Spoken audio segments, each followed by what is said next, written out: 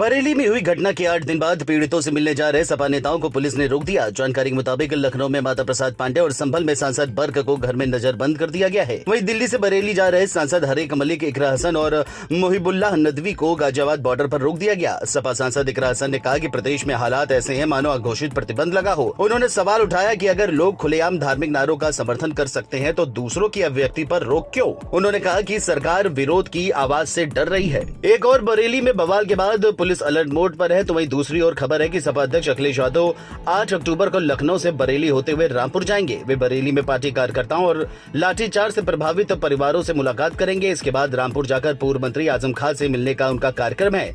सपा नेताओं का कहना है कि यह दौरा जनसंपर्क और लोगों के दुख दर्द को समझने के उद्देश्य से है। आगरा के खेड़ागढ़ में मूर्ति विसर्जन के दौरान हुए हादसे ने पूरे इलाके को गमगीन कर दिया है।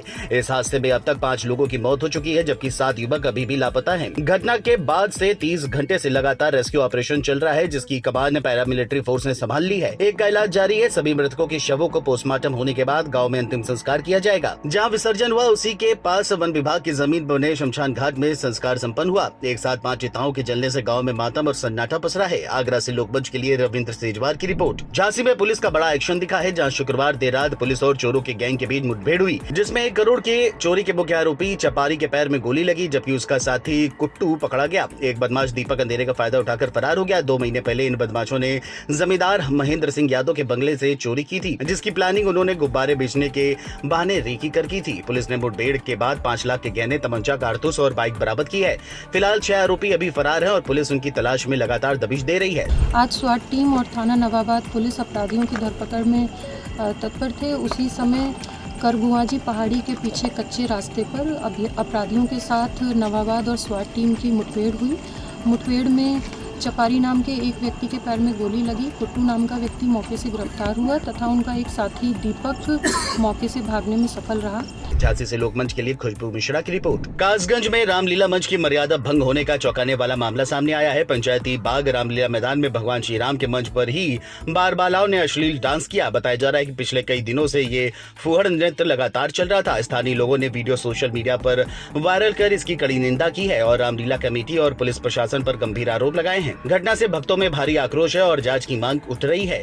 कासगंज से लोकमंच के लिए जुम्मन कुरैशी की रिपोर्ट। गाजियाबाद के नंदग्राम थाना क्षेत्र से एक चौंकाने वाला मामला सामने आया है, जहां एक महिला ने गुस्से में आकर अपने पति की जान ले ली। पुलिस के मुताबिक 28 सितंबर को सुनीता और मनीष के बीच झगड़ा हुआ था। मनीष ने घर का फ्रिज बेचकर शराब पी ली थी और देर रात घर नहीं लौटा। जब सुनीता उसे खोजने गई तो दोनों में बहस हो गई और इसी दौरान उसने गुस्से में पत्थर से वार कर दिया, जिससे मनीष की मौत हो गई।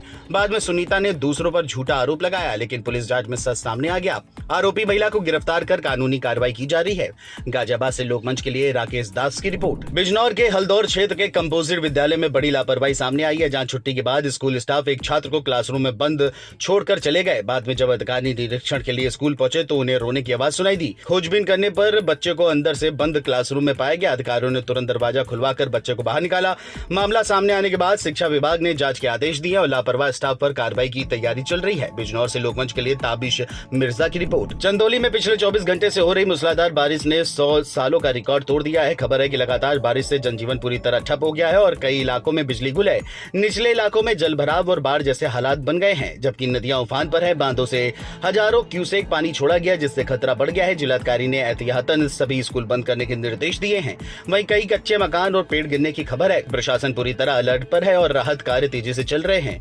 चंदौली से लोकमंच के लिए सुजीत कुमार की रिपोर्ट। अमरोहा में शुक्रवार देर रात जोया रोड पर एक सड़क हादसा हुआ, जो सीसीटीवी कैमरे में कैद हो गया। बताया जा रहा है कि एक तेज रफ्तार कार अनियंत्रित होकर डिवाइडर से टकरा गई, जिससे 4 लोग गंभीर रूप से घायल हो गए। हादसे के बाद स्थानीय लोगों ने तुरंत घायलों को अस्पताल पहुंचाए, जहां इनका इलाज जारी है। सूचना मिलते ही डिडौली कोतवाली पुलिस मौके पर पहुंची और जांच शुरू कर दी। बताया जा रहा है कि कार की स्पीड इतनी ज्यादा थी कि टक्कर के बाद वाहन के परखच्चे उड़ गए। अमरोहा से लोकमंच के लिए इकबाल अंसारी की रिपोर्ट। लखीमपुर खीरी में किसानों पर दोहरी मार पड़ी है। खबर है कि मौसम की तबाही और गिरती कीमतों ने उनकी हालत खराब कर दी है। हाल ही की आंधी ने केले की तैयार फसल को तबाह कर दिया है, जिससे किसानों को लाखों का नुकसान हुआ है। पहले जहां केला 2200 से 2500 रुपए प्रति कुंटल बिकता था, अब कीमत 400 से 500 रुपए रह गई है। किसान मनजीत सिंह ने नुकसान से तंग आकर अपने 2 एकड़ खेत में लगी फसल को ट्रैक्टर से जोत दिया। उन्होंने कहा कि लागत तक नहीं निकल पा रही है। किसानों की मांग है कि सरकार केले के लिए एमएसपी तय करे और उन्हें आर्थिक राहत पैकेज दिया जाए, ताकि खेती जारी रखी जा सके। लखीमपुर खीरी से लोकमंच के लिए अशरफ आसिफ की रिपोर्ट।